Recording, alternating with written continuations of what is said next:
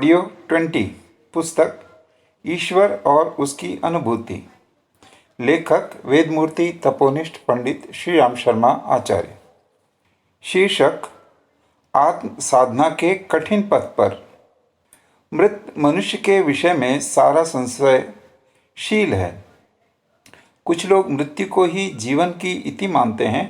कोई कहते हैं कि शरीर, इंद्रियां, मन और बुद्धि के अतिरिक्त कोई आत्मा है जो मृत्यु के पश्चात लोकांतरों में भ्रमण करती है। प्रत्यक्ष या अनुमान से इसका कोई उचित निर्णय नहीं ले पाता। इस गूढ़ प्रश्न को लेकर एक दिन महर्षि उद्दालक के पुत्र नचिकेता ने यमाचार्य के पास जाकर अत्यंत विनीत भाव से पूछा, देव, आप मृत्यु के देवता हैं, अतएव मैं यह आत्म तत्व आपसे जानना चाहता हूँ। ऋषि बालक की जिज्ञासा पर एक क्षण यमाचार्य को बड़ी प्रसन्नता हुई, पर दूसरे ही क्षण वे प्रश्न की गहराई में डूब गए। यमाचार्य ने पंचाग्नि विद्या का ज्ञान बड़ी कठोर तपश्चर्या के बाद प्राप्त किया था। वे साधना पथ की कठिनाइयों से पूरी तरह अवगत थे।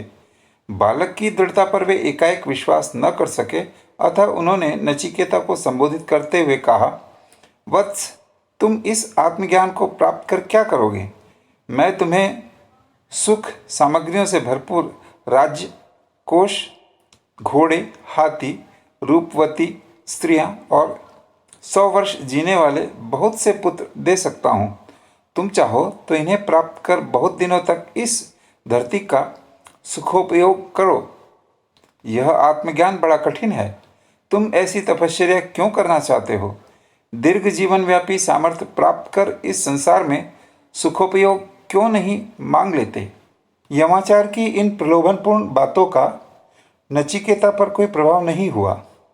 उसने कहा, भगवान, यह वस्तुएं जो आप मुझे देना चाहते हैं, पता नहीं कब तक मेरा साथ देंगी। फिर भोग तो शक्तियों को नष्ट करने वाले ही होते हैं, और शक्तियों के नाश से मनुष्य निश्चय ही दुखी होता है और मृत्यु की ओर अग्रसर होता है। मैं इस मृत्यु रूपी भय से छुटकारा पाना चाहता हूँ। शरीर के सौंदर्य और विषय भोग को अनित्य और क्षणभंगुर समझकर ऐसा कौन बुद्धिमान होगा जो आत्मज्ञान की अपेक्षा दीर्घ जीवन और सांसारिक वैभव विलास को बड़ा मानेगा? नचिकेता की प्रबल आत्मजिज्ञासा के भाव को देखकर यमाचार्य संतुष्ट हुए और उन्होंने नचिकेता को आत्म तत्व का उपदेश दिया। जिस बात को यमाचार्य और नचिकेता के इस कथानक में बताया गया है, आत्म साक्षात्कार के साधक के जीवन में भी वैसी ही घटनाएं घटित होती हैं। मनुष्य की साधारण जिज्ञासा और आत्म साक्षात्कार के बीच में जीवन शोधन की जो आवश्यक शर्त लगी हुई है, वह अति दुस्तर है।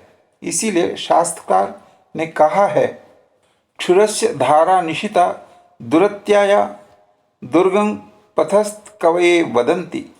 यह आत्मज्ञान का मार्ग छुरे की धार पर चलने के समान कठिन है, ऐसा कवि मनुष्यों का निश्चित मत है। बात भी प्राय ऐसी ही है, क्योंकि मनुष्य को स्वाभाविक जीवन क्रम में चलते रहने की प्रवृत्ति होती है। जल को किसी स्थान पर लुढ़का दिया जाए तो वह अपना रास्ता आप बना लेता है। नीचे की ओर बहने में उसे कोई कठिनाई नहीं होती। संक्षेप में, हमारा जैसा जीवन क्रम चल रहा है, उसे वैसे वैसे ही चलता रहने दें तो इसमें न कोई असुविधा होगी न कठिनाई। कठिनता तो अपने आप को ऊपर उठाने में ही होती है। पानी को अपनी सतह से ऊंचे उठाना हो तो उसे विशेष यत्नपूर्वक बड़ी कठिनाइयों से ऊपर चढ़ा पाते हैं। आत्मा को लघुता से विभुता की ओर अग्रसर करने में भी ठीक ऐसी ही कठिनाई आती है। सबसे पहली आत्म साधना जीवन को शुद्ध बनाना है। पाप और विकार ही आत्मा के बंधन माने गए हैं, अतः उनसे मुक्ति पाने का प्रयत्न किया जाता है। पीछे जो पाप हो गए हैं, उनके प्रक्षालन के लिए प्रायश्चित और तपश्चर्या करनी पड़ती है। इसके बिना आत्मज्ञान के लिए जिस एकाग्रता और दृढ़ता की आवश्यकता होती है, वह नहीं हो पाती। पापों में रत और चित्त वृत्तियों का शोधन न करने वालों के मन सदैव अशांत रहते हैं। ऐसी अवस्था में शब्द, पांडित्य या केवल सैद्धांतिक ज्ञान काम नहीं देता। आत्म साक्षात्कार के लिए इंद्रिय लालसाओं से मुक्त होना, शुद्ध, संयत और समाहित होना अत्यंत आवश्यक है। पर इंद्रिय विजय यूं ही नहीं हो जाती। जप, तप, व्रत, उपवास, तितिक्षा आदि के द्वारा आत्मा का शुद्धिकरण होता है। प्राणायाम, ध्यान, धारणा आदि के द्वारा उसे शक्तिशाली बनाया जाता है।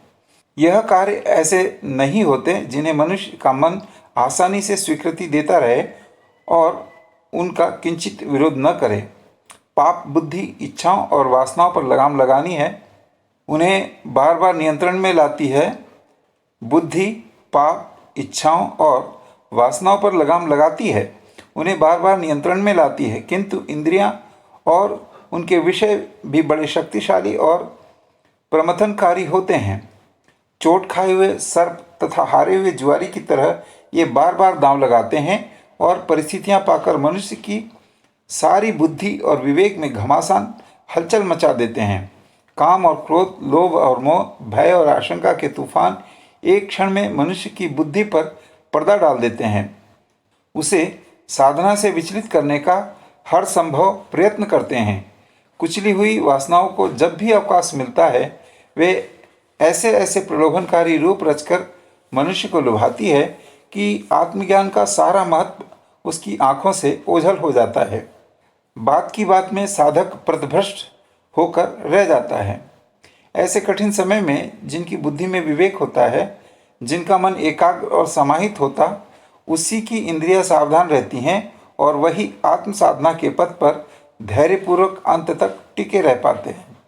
आत्मज्ञान की इच्छा वालों को स्पष्ट समझ लेना चाहिए कि जो अनावश्यक जान पड़ती हो, कम से कम उन कामनाओं का तो परित्याग करना ही पड़ता है।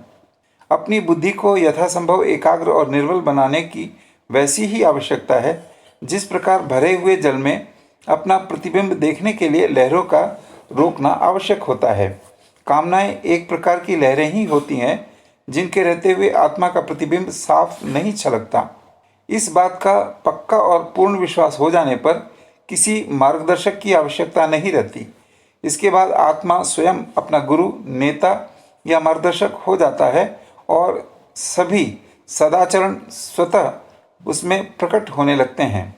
वह स्वयं ही सत्य और शुद्ध चरित्र में बनने लगता है। भय और लोभ आत्मा के विकास के मार्ग में निरंतर बाधाएं पहुंचाते रहते हैं। बहुमुखी इंद्रियां भी चैन से नहीं बैठने देती।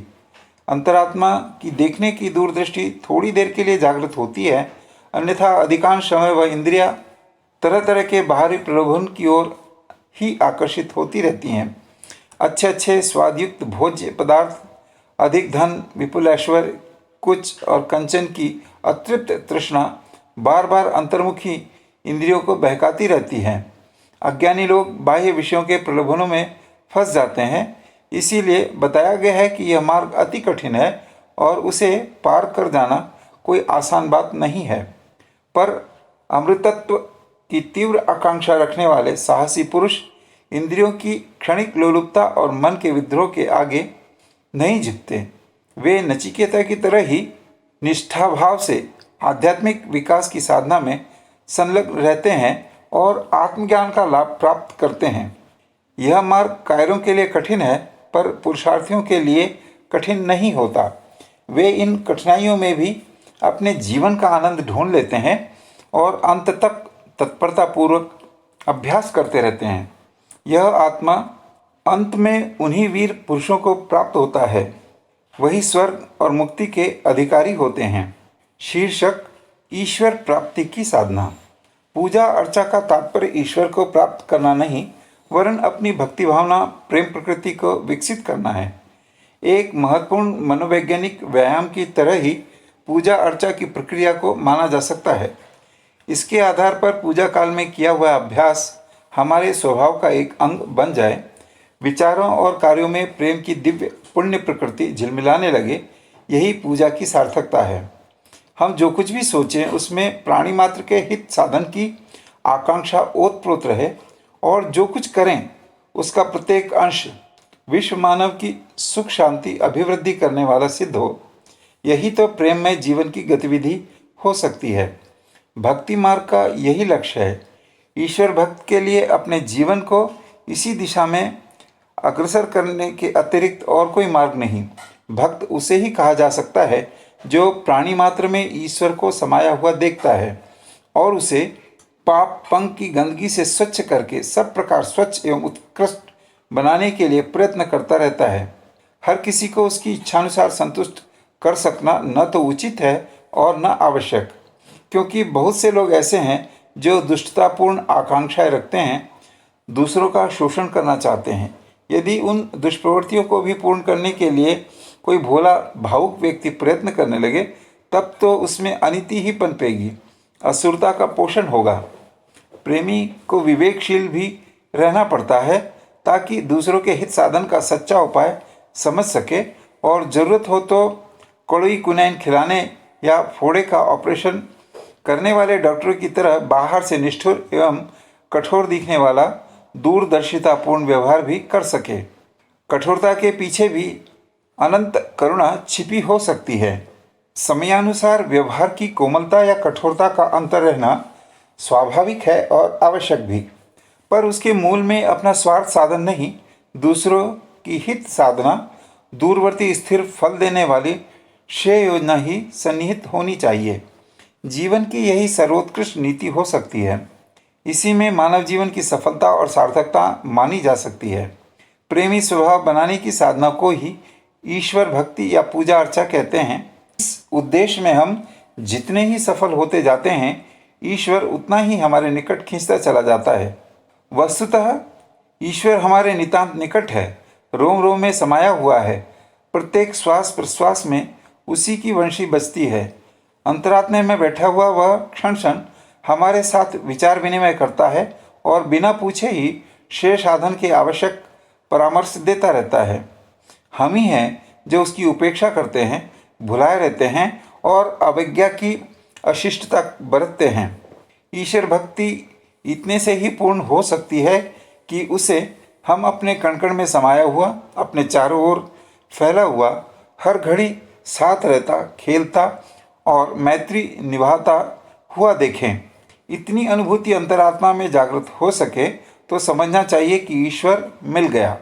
ईश्वर को अपनी मनमर्जी के अनुसार चलाने की, उसे नौकर जैसे हुक्म देने की धृष्टता छोड़कर यदि उसकी मर्जी से अपनी मर्जी मिलाने की शिष्टता सीख लें तो ईश्वर की उपलब्धि का जो लाभ मिल सकता है वह निश्चित रूप से मिल जाएगा। ईश्वर प्राप्ति कोई ऐसा कार्य नहीं है जिसके लिए जगह जगह भटकना पड़े। परमात्मा कहीं खोया हुआ नहीं है जिसे ढूंढना पड़े। वह नाराज नहीं है जिसे प्रसन्न करना पड़े। करना केवल इतना ही है कि उसे जानते हुए भी अनजान जैसी गतिविधियों को अपना रखा है, उन्हें बदल लिया जाए। पूजा अर्चा के समय तक ही ईश्वर का जप ध्यान करने को सीमित न रखकर उस अनुभूति को यदि पूरे समय पूरे जीवन क्रम में पूरी स्नेह संवेदना के साथ देखा, समझा और अनुभव किया जा सके तो ईश्वर प्राप्ति का यह लक्ष्य सहज ही प्राप्त हो सकता है। अंगार पर भस्म की परत चढ़ जाने से उसका स्वरूप अग्नि जैसा न रहकर कुछ और ही प्रकार का बन जाता है। जलता हुआ अंगार गर्म होता है, रंग लाल रहता है, प्रकाश भी उसमें रहता है, किंतु जब वह कुछ समय ऐसे ही निष्क्रिय पड़ा रहता और नया ईंधन नहीं मिलता तो धीरे धीरे बुझने लगता है। ऊपर के परत पर भस्म की एक तह छा जाती है, तब देखने में वह काला, प्रकाश रहित और छूने से उष्णता से रहित बन जाता है। यही बात आत्मा की भी है। ईश्वर का अंश होने से वह अग्नि जैसे दिव्य गुणों से परिपूर्ण है, पर जब दिव्य विचारों और दिव्य कर्मों का ईंधन भी नहीं मिलता तो वह मुरझाने और बुझने लगता है। मल, आवरण और विक्षोभ की राख जैसी परत उस पर छा जाती है, तब वह निकृष्ट कोटि का जीव मात्र रह जाता है। अगणित मनुष्य इसी स्थिति में पड़े हुए हैं। उनके गुण, कर्म, स्वभाव ऐसे घटिया होते हैं कि पशु से, कीट पतंगों से भी निम्न श्रेणी में ही उन्हें गिना जा सकता है। ऐसी दशा में यह संदेह होने लगता है कि इन घृणित व्यक्तियों को ईश्वर का पुत्र व आत्मा कैसे कहा जाए। जलते हुए अंगार और राख के ढके हुए अंगार में जो अंतर होता है वही प्रबुद्ध आत्माओं और पतित नर पामरों के बीच भी पाया जाता है। राख की परत हटा देने पर अंगार का भीतरी भाग पुनः गर्म, प्रकाशवान और लाल ही दृष्टिगोचर होता है। इसी प्रकार कुविचारों और कुसंस्कारों का आवरण हटा देने पर साधारण स्तर का प्रतीत होने वाला मनुष्य भी महात्मा, महापुरुष एवं देवता की श्रेणी में पहुंच जाता है। अंतःस्थल में महानता मौजूद रहने से आवरण को हटा देने मात्र की प्रक्रिया उसे पूर्व स्थिति में ले आती है। उपासना और आराधना आत्मा पर चढ़े हुए मल आवरण और विक्षोभों के हटाने के निमित्त ही की जाती है। बर्तन मांजने से वे पुनः चमकने लगते हैं, धो डालने से कपड़े पुनः स्वच्छ हो जाते हैं, स्नान करने से शरीर में पुनः ताजगी आ जाती है।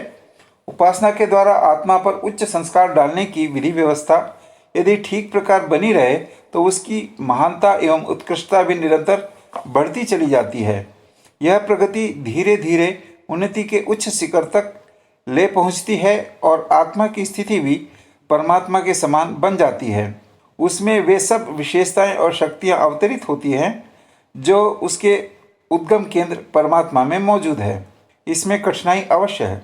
पूजा में थोड़े कर्मकांड की विधि व्यवस्था पूरी कर लेने से काम चल सकता है, पर ईश्वर प्राप्ति तो तभी निभेगी जब पूरा जीवन क्रम ही दिव्यता के सांचे में ढाला जाए। आत्मिक पवित्रता ही ईश्वर प्राप्ति की निशानी है। जो आत्मा पवित्र है उसे अपने भीतर परमात्मा की झांकी प्रतिक्षण होती रहेगी। तपस्वी साधकों में अनेकों आध्यात्मिक विशेषताएं पाई जाती हैं। इनका व्यक्तित्व अनेकों रिद्धि सिद्धियों से भरा होता है। अपने निज के लिए उज्जवल भविष्य की रचना करने के साथ वे दूसरों का भी बहुत भारी हित साधन कर सकने की शक्ति से संपन्न होते हैं।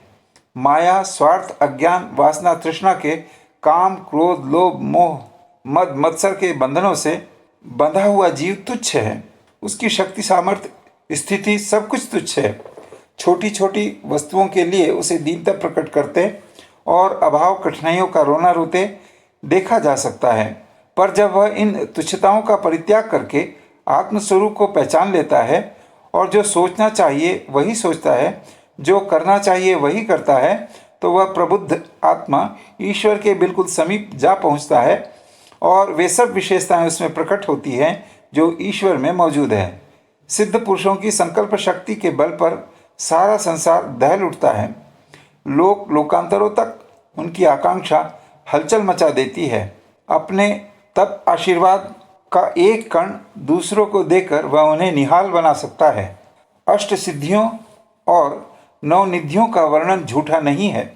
मानव प्राणी अनंत शक्तियों से ओतप्रोत है। ब्रह्मांड का सारा नक्शा पिंड में मौजूद है। इस शरीर के अंदर समस्त दिव्य शक्तियाँ बीज रूप में मौजूद हैं। साधना के द्वारा उन्हें विकसित करने के पश्चात मनुष्य महान ऐश्वर्यवान बन सकता है। सारा जीवन ही साधना बने। रूढ़ अर्थों में साधना एक धार्मिक या आध्यात्मिक प्रक्रिया है जिसकी विभिन्न धर्म संप्रदायों में अलग अलग मान्यताएं हैं। हिंदू धर्म में यम, नियम, आसन और प्राणायाम को बहिरंग, धारणा, ध्यान और समाधि को अंतरंग साधना सोपान के रूप में स्वीकार किया गया है। जैनागमों में अनशन, अनोदरता, आहार संबंधी नियम, भिक्षाचर्या, वृत्ति संकोच, रस परित्याग, काय क्लेश और निर्विकारता को बहिरंग साधना की तथा प्रायश्चित, सेवा, परिचर्या, स्वाध्याय, ध्यान एवं कायोत्सर्ग को अंतरंग साधना अर्थात तप की संज्ञा दी गई है। बौद्ध धर्म में स्वपीड़न और परपीड़न विरहित तप को श्रेष्ठ माना गया है। परंतु साधना या तप कोई जड़ प्रक्रिया नहीं है जिसको नियमोपनियमों के शिकंजे में कस दिया जाए। वह एक गत्यात्मक प्रक्रिया जिसका अनुगमन बदलती हुई जीवन परिस्थितियों के साथ व्यावहारिक धरातल पर होना आवश्यक है। साधना केवल धार्मिक कर्मकांड सापेक्ष क्रिया मात्र नहीं है। उसको वह रूप देकर धर्माचार्यों ने मानव मात्र को संकुचित दायरे में बंद कर दिया है। गृह त्यागी, विरक्त और सन्यासी महाप्राण मनुष्यों के आचार आदर्श का मानबिंदु ही स्थापित कर सकते हैं, परंतु लोक धर्म का रूप नहीं ले सकते। आज धर्म के नाम पर नई पीढ़ी नाक भौं सिकोड़ती है। उसका दोष किस पर है? जो धर्म या साधना पथ लौकिक जीवन के बदलते आश्रमों के साथ अपने को गत्यात्मक नहीं बनाए रख सकता, उसका स्थान शास्त्रों में सुरक्षित रहने योग्य है। वह बुद्धि विलक्षण लोगों के तर्क वितर्क का विषय बनने योग्य है, पर जनपद पर उसका रथ अग्रसर नहीं हो सकता। जनसमाज में अधिकांश संख्या तो गृहस्थों की ही है, और जो नामधारी साधु सन्यासी हैं उनमें से भी अधिकांश प्रच्छन्न गृहस्थ ही हैं। फिर यम नियम आसन प्राणायाम ध्यान धारणा समाधि की कठोर प्रक्रिया में से गुजरने की अपेक्षा किससे की जा सकती है।